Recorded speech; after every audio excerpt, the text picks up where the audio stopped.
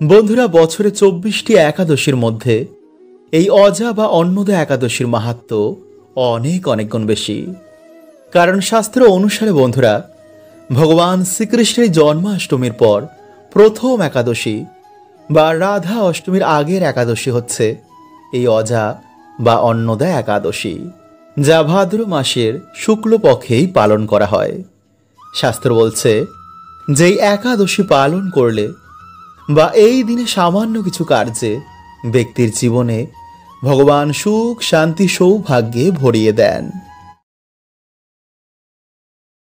বন্ধুরা, প্রত্যেক একাদশী ভগবান বিষ্ণু এবং মা লক্ষ্মীকে অর্পণ করা হয়। তাই নতুন বছরকে সুন্দর করতে আজকের দিন এবং রাতের ভূমিকা কিন্তু অনেক অনেক গুণ বেশি। শাস্ত্র বলছে যে প্রত্যেকের আমাদের আজকের দিনে ভগবান বিষ্ণু এবং মা লক্ষ্মীর আশীর্বাদ কিন্তু আমাদের অবশ্যই নেওয়া উচিত। এতে 2024 সালে সর্বকাজে সফলতা আসে এবং মা লক্ষ্মী প্রভুর কৃপায় বাড়িতে সুখ শান্তি এবং আর্থিক উন্নতি হয়। তাই আজকের দিনে যারা বন্ধুরা আপনারা একাদশী পালন করেছেন বা যারা করতে পারেননি, তারা অবশ্যই কিন্তু আজকের রাতে এটি বলে ঘুমান বা এই জিনিসটি আপনারা আজকের রাতে অবশ্যই সাথে নিয়ে ঘুমান। বন্ধুরা, আজই একাদশীর দিনে 2 মিনিট বার করে অবশ্যই একবার আপনারা শুনুন এই অন্নদা একাদশীর ব্রত মাহাত্ম্য কথা।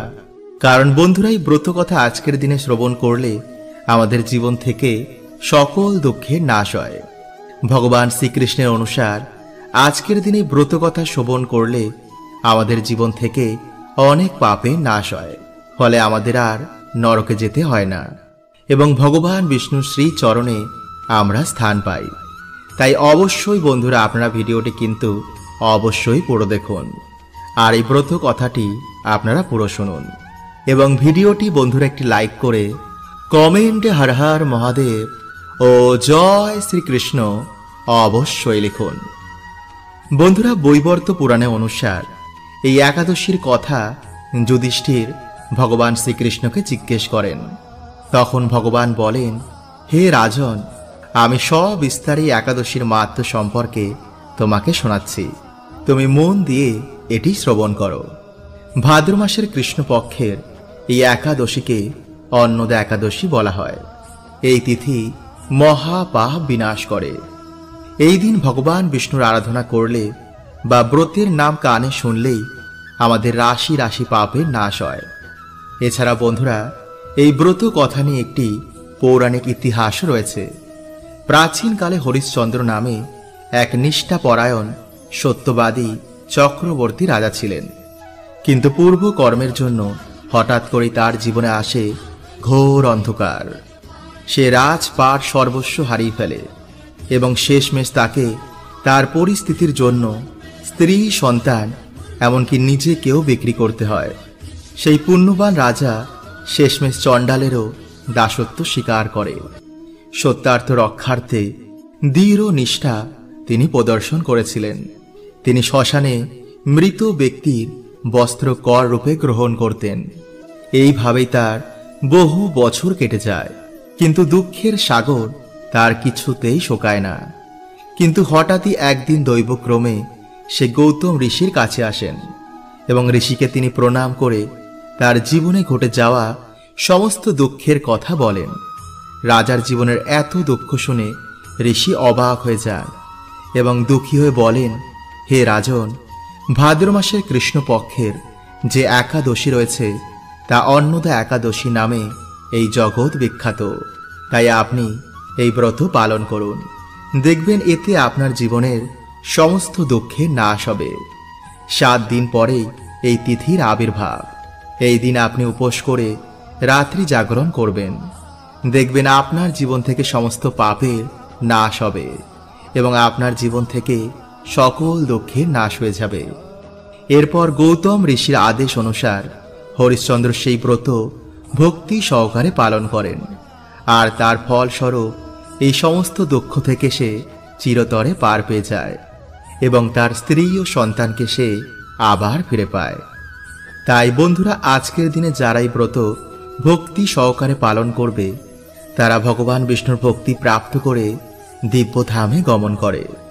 এবং যারা আজকের দিনে ব্রতের মাহাত্ম্য শুধু কানেও শ্রবণ করে বা যারা পাঠ করে, তারা অশ্বমেধ যজ্ঞের মতন পুণ্য প্রাপ্ত করে। তাই বন্ধুরা, আপনারা যতটা পারবেন আজকের দিনে ভিডিওটি শেয়ার করে বন্ধুদের কাছে পৌঁছে দিন।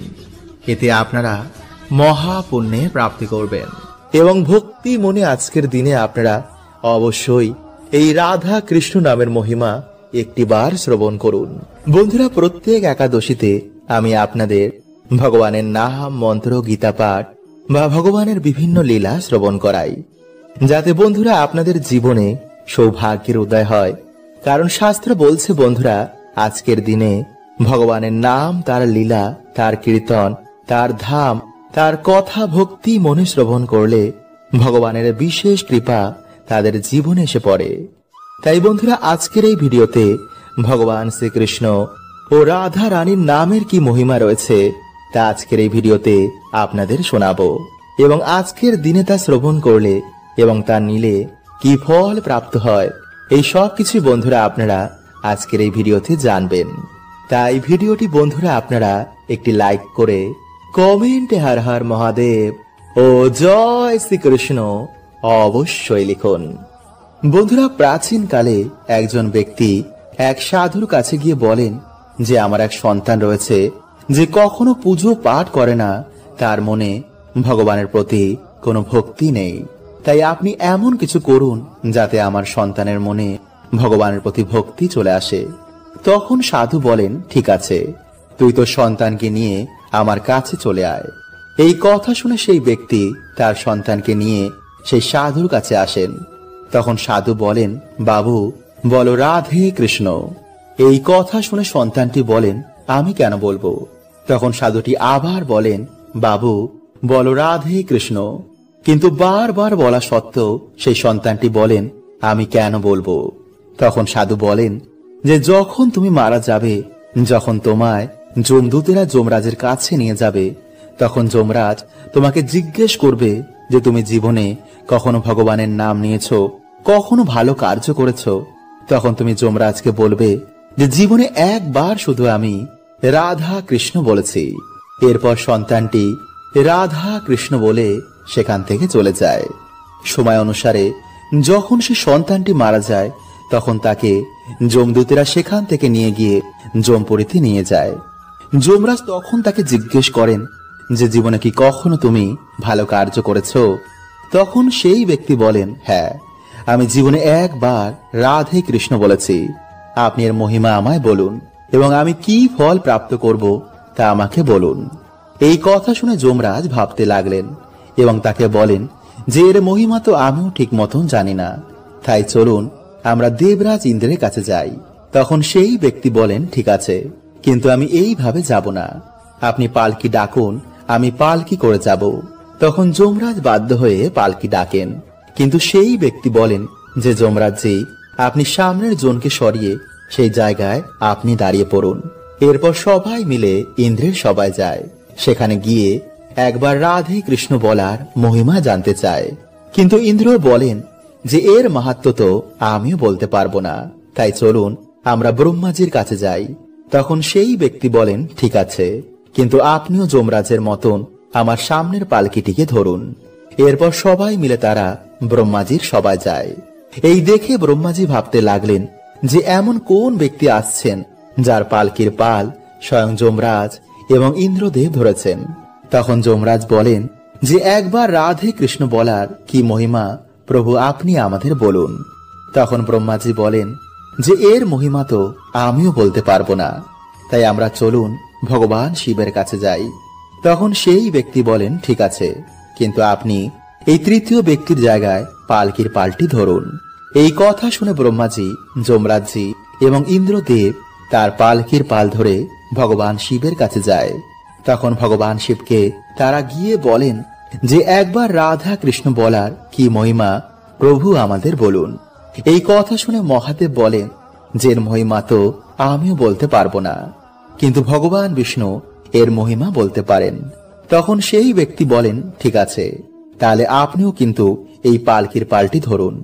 এই কথা শুনে তারা চারজনে সেই ব্যক্তির পালকির পাল ধরে ভগবান বিষ্ণুর বৈকুণ্ঠ ধামে যান এবং ভগবান বিষ্ণুকে তারা জিজ্ঞেস করেন যে একবার রাধা কৃষ্ণ নামের কি মহিমা।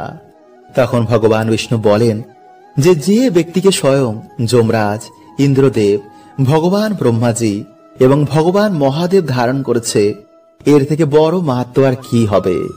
তাই এই ব্যক্তি আমার ধামে আমার কোলে বসার যোগ্য হয়ে গেছে।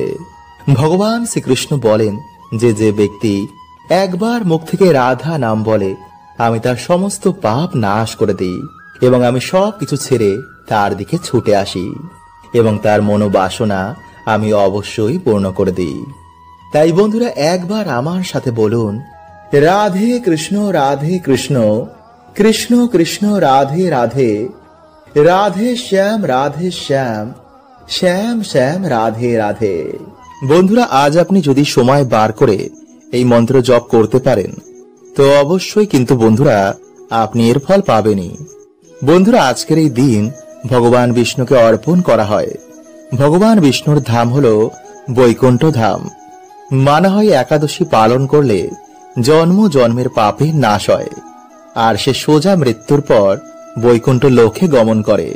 কিন্তু যারা আজ এটি বলেও শোবে তারাও কিন্তু বন্ধুরা একই ফল প্রাপ্ত করবে।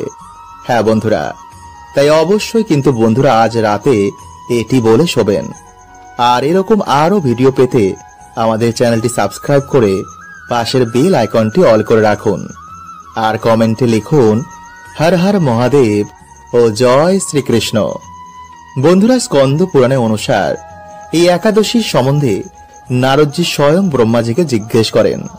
আর ব্রহ্মাজির অনুসার এই দিন যে ভগবান বিষ্ণুর পুজো আরাধনা করে সে অবশ্যই মৃত্যুর পর বৈকুণ্ঠ লোক গমন করে। তার জীবনের সমস্ত পাপের নাশ হয়ে যায়, ফলে তার মনের বাসনাও এতে পূর্ণ হয়ে যায়। জীবনে যে কারণে সমস্যা হচ্ছিল তাও ভগবানের কৃপায় দূর হয়ে যায়। তাই বন্ধুরা আপনাদের ব্যস্ততার মধ্যে অবশ্যই আজ রাতে কিন্তু এটি বলে শোবেন। এতে আপনার জীবনে থাকা সকল সমস্যা প্রভু হরণ করে নেবেন। ফলে আপনার জীবনে আসবে অফুরন্ত সুখ ও শান্তি। বন্ধুরা প্রত্যেক দিনই আমরা ভগবানের পুজো আরাধনা করি, কিন্তু বিশেষ দিনে যদি আমরা ভগবানের পুজো আরাধনা করতে পারি, ভগবানের কাছে ভক্তি ভরে কিছু চাইতে পারি, তো অবশ্যই কিন্তু বন্ধুরা সেটি পূর্ণ হয়। কিন্তু কিভাবে তা করতে হয় তা বেশিরভাগ মানুষই জানেন না। তাই চলুন বন্ধুরা এবার আমরা জেনে নিই যে কিভাবে আজকে রাতে আপনারা ভগবানকে খুশি করবেন, যাতে আপনার মনের বাসনা প্রভু পূর্ণ করে দেন। নাম্বার 1, প্রথমত বন্ধুরা আজকের দিনে আপনারা কোনো আমিষ জাতীয় খাবার খাবেন না। নাম্বার 2, গুরুজনদের সাথে আজকের দিনে ভুলেও কোনো খারাপ ব্যবহার করবেন না। নাম্বার 3, সন্ধ্যেবেলা ভগবান বিষ্ণুর নামে বাড়িতে পুজো আরাধনা করুন। বাড়িতে ভগবান বিষ্ণুর নামে একটি প্রদীপ ধরান। হাতে সামান্য গঙ্গা জল নিয়ে একটি সংকল্প নিন, যেই মনোবাসনা পূর্ণ করার জন্য আমি ভগবানের এই মন্ত্র 108 বার জপ করব। আর বন্ধুরা সেই মন্ত্রটি হলো ওম ব্রহ্মাণ্ড দেবায় গো ব্রাহ্মণ হিতায় চ জগদ্ধিতায় শ্রীকৃষ্ণায় গোবিন্দায় নমঃ। বন্ধুরা আপনাদের এই মন্ত্রটি 108 বার জপ করতে হবে। এছাড়া বন্ধুরা আপনারা ওম নমো ভগবতে বাসুদেবায় নমঃ এই মন্ত্র জপ করতে পারেন, কিন্তু অবশ্যই বন্ধুরা আপনারা সংকল্প নিতে ভুলবেন না। বন্ধুরা স্কন্দ পুরাণে অনুসার এই একাদশীর সম্বন্ধে নারদজি স্বয়ং ব্রহ্মাজিকে জিজ্ঞেস করেন। আর ব্রহ্মাজির অনুসার এই দিন যে ভগবান বিষ্ণুর পুজো আরাধনা করে সে অবশ্যই মৃত্যুর পর বৈকুণ্ঠ লোক গমন করে। তার জীবনের সমস্ত পাপের নাশ হয়ে যায়, ফলে তার মনের বাসনাও এতে পূর্ণ হয়ে যায়। জীবনে যে কারণে সমস্যা হচ্ছিল তাও ভগবানের কৃপায় দূর হয়ে যায়। তাই বন্ধুরা আপনাদের ব্যস্ততার মধ্যে অবশ্যই আজ রাতে কিন্তু এটি বলে শোবেন। এতে আপনার জীবনে থাকা সকল সমস্যা প্রভু হরণ করে নেবেন। ফলে আপনার জীবনে আসবে অফুরন্ত সুখ ও শান্তি। বন্ধুরা প্রত্যেক দিনই আমরা ভগবানের পুজো আরাধনা করি, কিন্তু বিশেষ দিনে যদি আমরা ভগবানের পুজো আরাধনা করতে পারি ভগবানের কাছে ভক্তি ভরে কিছু চাইতে পারি, তো অবশ্যই কিন্তু বন্ধুরা সেটি পূর্ণ হয়। কিন্তু কিভাবে তা করতে হয় তা বেশিরভাগ মানুষই জানেন না। তাই চলুন বন্ধুরা এবার আমরা জেনে নিই যে কিভাবে আজকে রাতে আপনারা ভগবানকে খুশি করবেন, যাতে আপনার মনের বাসনা প্রভু পূর্ণ করে দেন। নাম্বার 1, প্রথমত বন্ধুরা আজকের দিনে আপনারা কোনো আমিষ জাতীয় খাবার খাবেন না। নাম্বার 2, গুরুজনদের সাথে আজকের দিনে ভুলেও কোনো খারাপ ব্যবহার করবেন না। নাম্বার 3, সন্ধ্যেবেলা ভগবান বিষ্ণুর নামে বাড়িতে পুজো আরাধনা করুন। বাড়িতে ভগবান বিষ্ণুর নামে একটি প্রদীপ ধরান। হাতে সামান্য গঙ্গা জল নিয়ে একটি সংকল্প নিন, যেই মনোবাসনা পূর্ণ করার জন্য আমি ভগবানের এই মন্ত্র 108 বার জপ করব। আর বন্ধুরা সেই মন্ত্রটি হলো ওম ব্রহ্মাণ্ড দেবায় গো ব্রাহ্মণ হিতায় চ জগদ্ধিতায় শ্রীকৃষ্ণায় গোবিন্দায় নমঃ। বন্ধুরা আপনাদের এই মন্ত্রটি 108 বার জপ করতে হবে। এছাড়া বন্ধুরা আপনারা ওম নমো ভগবতে বাসুদেবায় নমঃ এই মন্ত্রের জপ করতে পারেন। কিন্তু অবশ্যই বন্ধুরা আপনারা সংকল্প নিতে ভুলবেন না। আর যারা ব্রত রাখতে পারেননি তারা অবশ্যই আজ রাতে বালিশের নিচে এটি রেখে ঘুমান। এর জন্য আপনাকে পরিষ্কার জামা কাপড় পরে একটি প্রদীপ তুলসী মঞ্চে ধরাতে হবে। তারপর বাড়িতে যেমন পুজো দেন তেমনই পুজো দেওয়ার পর ঠাকুরের আসনে বসে ওম নমো ভগবতে বাসুদেবায় নমঃ এই মন্ত্রের জাপ 108 বার করতে হবে। তারপর ভগবান বিষ্ণুকে নিজের সকল সমস্যার কথা বলবেন। ভাববেন তিনি আপনার কথা শুনছেন। রাত্রে নিরামিষ আহার গ্রহণ করে হরে কৃষ্ণ মন্ত্র জাপ করার পর 4টি তুলসী পাতা নিজের কপালে ছুঁয়ে ভগবান বিষ্ণুকে স্মরণ করে বালিশের নিচে রেখে দেবেন। কারণ ভগবান বিষ্ণু মাতা তুলসীকে বলেছিলেন, যেখানে তুলসী থাকবে সেখানে আমি সর্বদাই বাস করব। এছাড়া তুলসী মায়ের প্রভাবে আপনার জীবন থেকে সমস্ত বাধা বিপত্তি অনায়াসে দূর হবে। সকালবেলা আপনি সেই তুলসী পাতা কোনো জলাশয়ে বা নির্জন স্থানে ফেলে দেবেন। তো আশা করছি বন্ধুরা আপনাদের জীবনে ঈশ্বরের কৃপা হবে। হরে কৃষ্ণা।